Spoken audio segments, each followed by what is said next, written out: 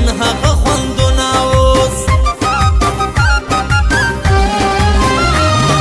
څنګه مې جانان کړلې دا خو به مانې کنه څنګه مې جانان کړلې دا خو به مانې کنه جوړ مې د زړه خان کړلې دا خو به مانې کنه جوړ مې د زړه خان کړلې دا خو به مانې کنه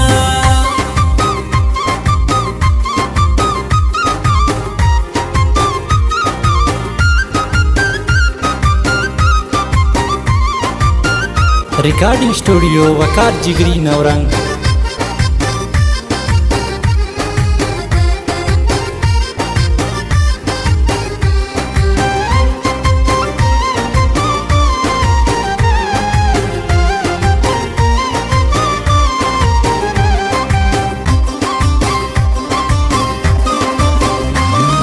بیا به مې سفر کې